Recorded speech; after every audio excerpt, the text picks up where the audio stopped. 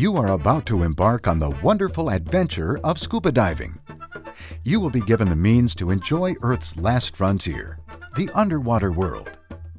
Before you begin your adventure, there are risks you must be aware of and understand.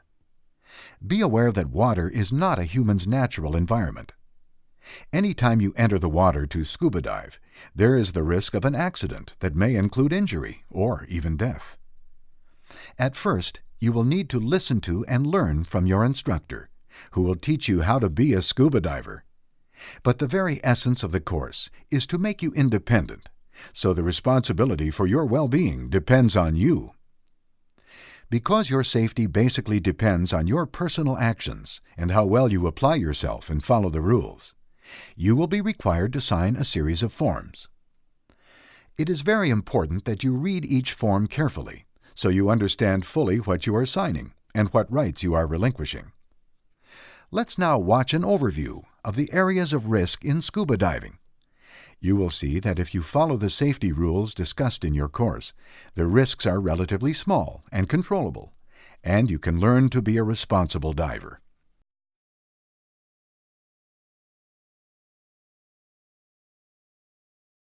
Anyone who is interested in diving, has good physical and mental health, and is comfortable in the water, can learn to scuba dive. Good physical and mental fitness means good general health. You do not need to be a super athlete, but you do need to be reasonably fit, as scuba diving puts stress on both your body and your mind. There are some pre-existing medical contraindications that might disqualify you from scuba diving. To help you review this aspect of fitness, your instructor will provide you with a medical history form. Please complete it honestly. We do care about your well-being.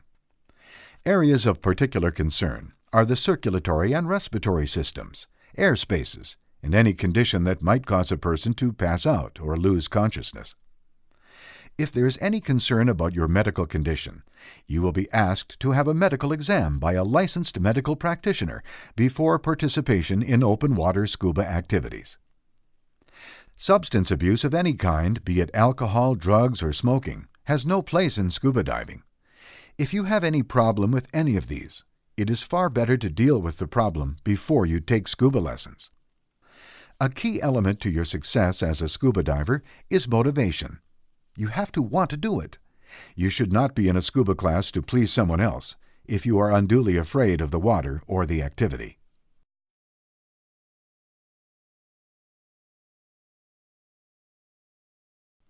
With good physical and mental fitness, you are now ready to proceed to the water aspects of scuba diving. To be a scuba diver, you need to be comfortable in the water and able to swim, but you do not need to be a great swimmer. You will be learning a whole new aquatic activity called scuba skills. There will always be some risk to scuba diving, but by being knowledgeable of that risk, you can reduce it.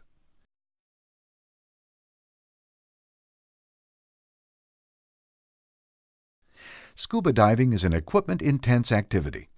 Without special equipment, we could not see, breathe, or move underwater. Proper, complete dive equipment that fits and is adjusted for you is essential to comfortable, efficient scuba diving. Misuse of diving equipment is the main concern, as malfunction rarely causes accidents. Manufacturers supply warning labels about proper use and care of equipment and the importance of proper training to prevent misuse.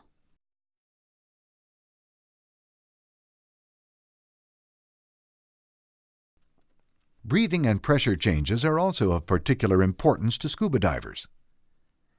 Because water weighs a great deal more than air, pressure increases rapidly as you go down and must be equalized. Your diving equipment and the skills you learn in class will prepare you to handle these pressure changes. Obviously, it is very important to have enough air to breathe underwater. Running out of air is usually a result of human error and puts a diver at great risk.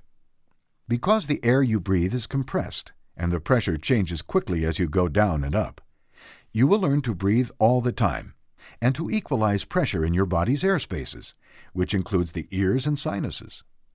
Failure to equalize with the pressure underwater may cause damage to your ears or sinuses. If you were to hold your breath and ascend, you could suffer an overexpansion injury, This is a serious injury. Remember, scuba diving does present a risk. However, by knowing what to do, you can reduce that risk.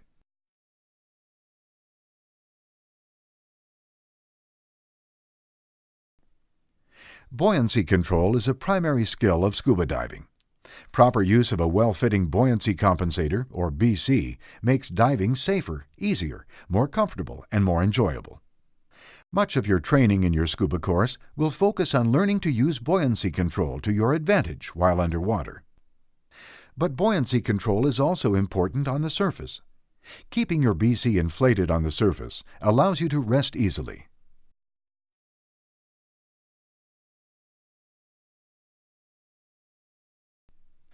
Communicating with and maintaining contact with both your instructor and dive buddy adds to the enjoyment and safety of diving.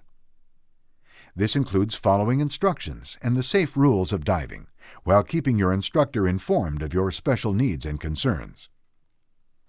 An equally important responsibility as a diver is to not leave your dive buddy during any diving activity.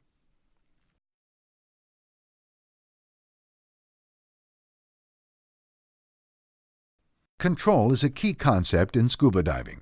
This means you are in control of your mind, body, and total diving system, so you can effectively deal with the environment, your buddy, and yourself.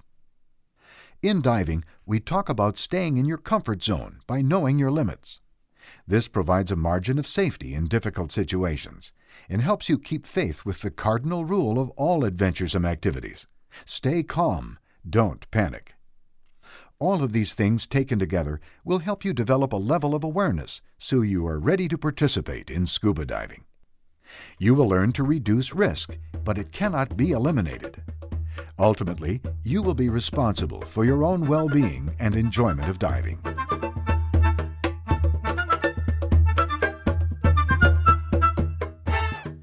Because you have been informed of many of the risks of scuba diving, you can now go through the details of completing the necessary forms in which you acknowledge this information. You can then begin your diving course and your exploration of the underwater world.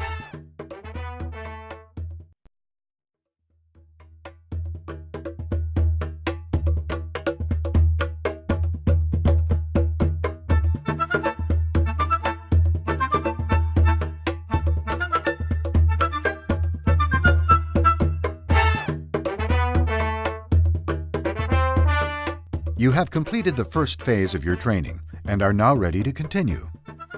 Before you expand your open water training, we need to once again review some of the risks as they apply to scuba diving in the open water.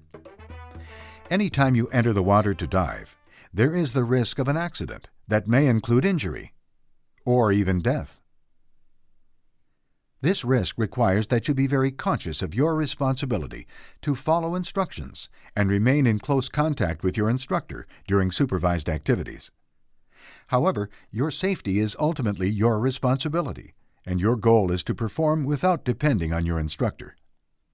Since the nature of some open water skills requires the instructor to give direct attention to one student at a time, there will be moments when you're out of the instructor's vision. As always, it is your responsibility to maintain contact at all times.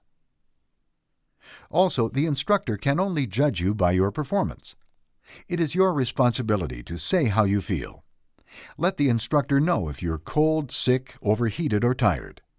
You should not participate if you don't feel well, and you should never say you're satisfied with your performance if you aren't.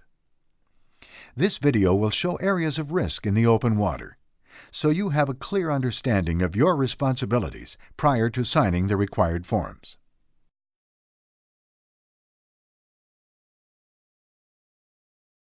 You are responsible for your own physical and mental fitness. Your current readiness to dive includes not being sick or in poor health. The use of any substance that may impair your performance as a diver is contrary to safe diving.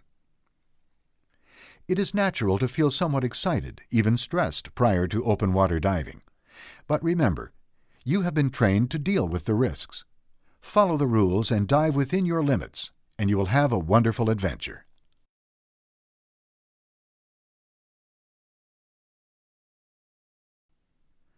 As your comfort and skills in the water now include scuba, You are now ready to further develop that same level of comfort with your scuba skills in open water. Risk cannot be totally removed from scuba diving or any other activity, but you can deal with it by learning to dive and by following the safe diving rules.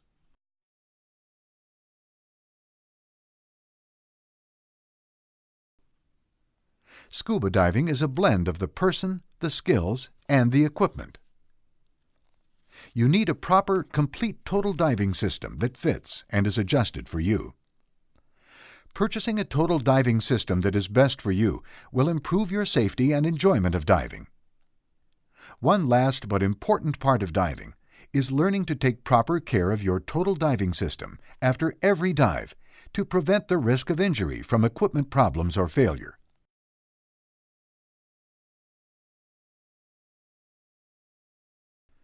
A special concern of scuba diving is the need to equalize your ears and sinuses as you descend underwater.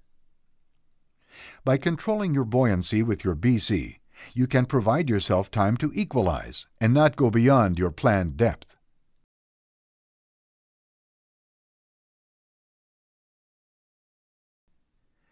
Breathing with scuba is best done in a slow, deep, relaxed manner. Breathe continuously and do not hold your breath. Swimming in a steady, slow, easy manner with neutral buoyancy will make you a more efficient diver.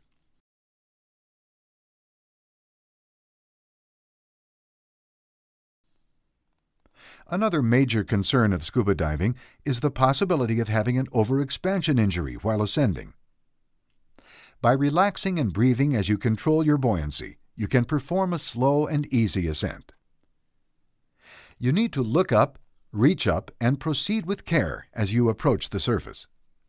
Otherwise, you might hit something, such as a boat, on the way up. Once on the surface, make your presence known to boaters. Be aware that you can see boats better than they can see you. Your understanding, your equipment, and your skills all help reduce the risks of diving. But remember that injuries can still occur.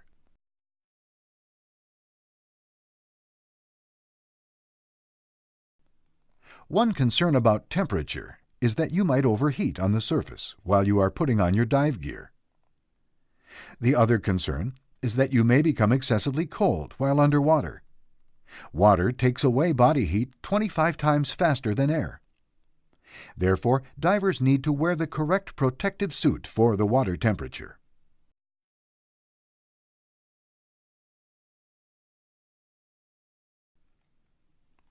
Decompression sickness is a problem that can occur even if you follow all the rules. This is something you need to know and understand. Time underwater is based on decompression needs, air consumption, and comfort.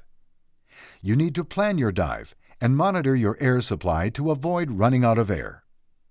An out-of-air situation could lead to panic and drowning.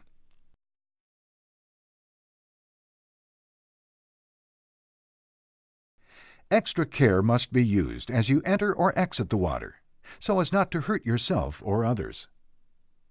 A rocky shoreline, surf, and currents all add up to risks of diving. Diving skills, along with a calm, relaxed approach, will help you deal with these environmental conditions.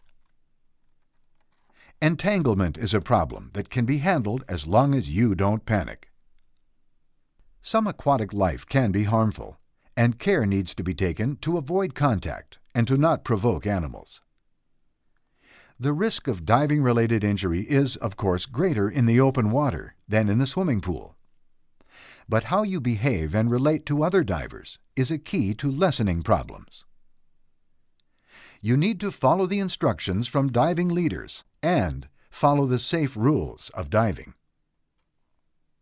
It is your responsibility to maintain both buddy and instructor contact during open water training dives. At the same time, only do those things to and with your buddy that you are comfortable with. You need to stay within your comfort zone. Keep your instructor informed of your needs, wishes, and concerns. The whole process of instruction will, therefore, go far better. Remember, the instructor only knows how you look, not how you feel. Stress is a normal and expected part of scuba diving. You need to control it to be able to solve problems while in the water. By developing a higher level of awareness of yourself, your buddy, your skills, your total diving system, and the environment, you will be a better and safer diver. By putting all these ideas together with your training, you will be ready to dive in open water. Risk is a part of life. Activities that add adventure to our lives also add risks. Yet most recreational divers enjoy scuba diving without ever having an injury. At the same time, no one can guarantee that you will never have an accident.